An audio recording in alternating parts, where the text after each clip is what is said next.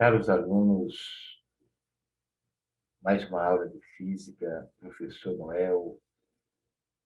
Hoje, abordando a parte da física, calorimetria, né, de grande importância no estudo dos alunos para preparação do Enem e para as universidades tradicionais.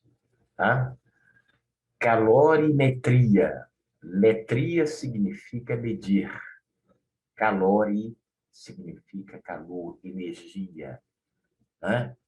Então, a calorimetria é a parte da física que estuda os fenômenos relacionados às trocas de energia térmica.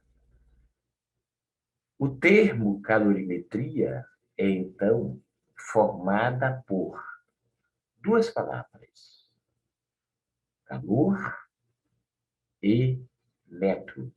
Metria, metro. Medida. Calore, calor. Entendido? Bacana? Legal, pessoal? Ora, podemos relembrar da termometria, onde nós definimos o conceito de calor. Lembrando que calor é a energia térmica em trânsito, ou seja, em movimento, do corpo de maior temperatura para o corpo de menor temperatura. Então, é bom lembrar que para que haja calor é necessário e suficiente que se tenha no mínimo dois corpos e que esses corpos estejam em temperaturas diferentes. Ok? Ora, calor sensível. Tá? Eu tenho calor sensível e o calor latente. O calor sensível, gente, a quantidade de calor sensível é aquela em que se caracteriza, né, pela variação de temperatura e o estado físico da substância permanece inalterado, permanece constante. Né?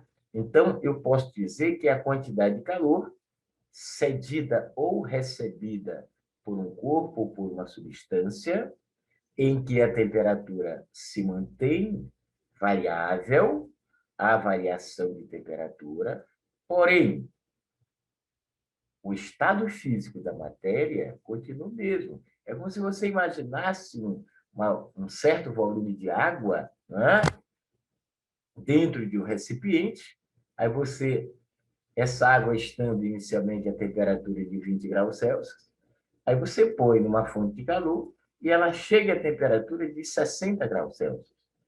Então, essa substância, essa água recebeu calor, né? Por quê? Porque sua temperatura variou de 40, de 20 a 60 graus Celsius, né? E essa quantidade de calor que ela recebeu variou a temperatura, porém, não deixou de ser água, tá? Então, o estado físico permaneceu constante. Então, essa quantidade de calor, ela é sensível. A quantidade de calor latente é a quantidade de calor que o corpo cede ou recebe, porém, com temperatura constante. Quem varia o seu estado físico? Por exemplo, pega um cubo de gelo, retira lá do congelador, da geladeira, e deixa no meio ambiente. Tá? Vocês observam que, ao passar do tempo, né, o gelo ele vai se derretendo, então ele está mudando de estado físico, mas a temperatura dele continua inalterada, continua constante. Né? Ele está mudando do estado sólido para o estado líquido. Né? Essa mudança é chamada de fusão. Ok? Então, dois exemplos práticos para vocês entenderem de calor sensível e calor latente. Ok? Ora, sobre a equação fundamental da calorimetria, que é calor sensível. Né? quantidade de calor sensível. Aí vocês podem usar essa frase que nós criamos, que macete ou que macaco trepado, Q igual a M vezes Czinho vezes ΔT. Ou seja, a quantidade de calor é igual ao produto da massa do corpo da substância, pelo calor específico da substância e pela variação de temperatura. Eu coloquei aí para vocês uma legenda onde Kizamos representa a quantidade de calor, né, recebida ou cedida pelo corpo, a unidade dessa quantidade de calor no sistema internacional é joules, e a unidade usual é cal, de caloria, ok? Detalhe, quando o corpo recebe calor, essa quantidade de calor é positiva.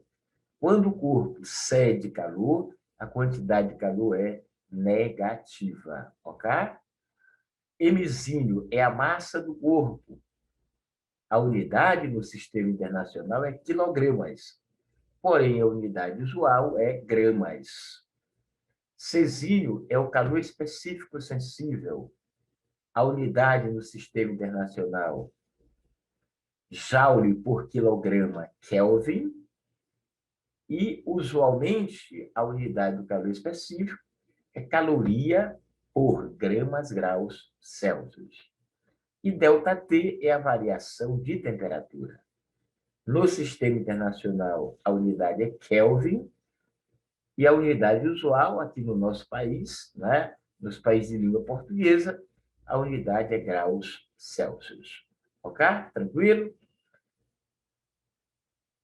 Um detalhe: o calor específico, na verdade, é uma unidade que indica a quantidade de calorias, que é a quantidade de calor, necessárias para se elevar em 1 grau Celsius uma massa de 1 grama de determinada substância. Ora, então veja, cada substância tem seu calor específico. O calor específico é inerente à substância. Ah, detalhe, gente. O calor específico da água, por exemplo, a água no seu estado líquido. O calor específico é 1 caloria por gramas graus Celsius. O gelo, por exemplo, seja água sólida, veja que mudou de estado físico, então vai mudar de calor específico. É aproximadamente 0,5 caloria por gramas graus Celsius.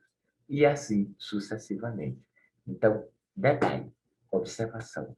O calor específico é uma característica da substância. Ok, galera? Beleza? Ora, sobre capacidade térmica Czão. Então, C maiúsculo significa capacidade térmica. Ora, a capacidade térmica é uma grandeza física utilizada para definir a quantidade de calor que um corpo deve receber ou ceder para que sua temperatura varie de 1 grau Celsius ou 1 Kelvin. Ok? Então, eu posso dizer para vocês que a capacidade térmica Czão nada mais é, né, do que a quantidade de calor por unidade de temperatura. Tá? Ora, diferentemente do calor específico, a capacidade térmica está relacionada com o corpo como um todo, e não tão somente com grama, com cada grama de sua composição. Por essa razão, dizemos que o calor específico é uma propriedade da substância, como eu havia comentado anteriormente. Enquanto a capacidade térmica é uma propriedade do corpo em si. Ok, galera? Legal? Tranquilo? Ora, qual é a fórmula, qual é a equação que determina a capacidade térmica? Aí você pode usar Czão, que é capacidade térmica, a representação da capacidade térmica, igual a Qzão dividido por ΔT. Onde esse Qzão vocês já sabem, tá? Que é a quantidade de calor recebida ou cedida. Recebida, ela é positiva. Cedida, essa quantidade de calor é negativa. ΔT é a variação de temperatura. Tá? Ou, então, a gente pode utilizar a relação entre a capacidade térmica e o calor específico da substância. Ou seja, Czão, que é a capacidade térmica, é igual ao produto do calor específico da substância pela massa do corpo ou da substância. Então, Czinho é igual a C vezes Mzinho. Czinho vezes Mzinho. Entendido, galera? Para fechamento dessa aula de hoje. Na prática, para você saber e entender melhor a capacidade térmica, basta você fazer o seguinte. Se um corpo ele demora mais para esfriar, então ele tem capacidade térmica maior. Por exemplo, se tu pegares a água e a batata, tá? Um exemplo bem clássico. Quem demora mais para esfriar? É a batata? Então, se a batata demora mais para esfriar, é porque a capacidade térmica da batata é maior que a capacidade térmica da água. Ora, se tu pegares, por exemplo, duas substâncias, A e B, se a substância A, tá, esfriar mais rápido, tá, então a capacidade térmica da substância A é menor que a capacidade térmica da substância B. Entendido isso? É assim que a gente analisa, né, dia a dia, no cotidiano, né, a existência de uma maior ou de uma menor capacidade térmica para um corpo ou para uma substância. Valeu, galera? Cuide-se. Use álcool, gel, lave bem suas mãos, né, com sabão. Cuide da sua família e das pessoas que estão próximas de vocês. Um grande abraço.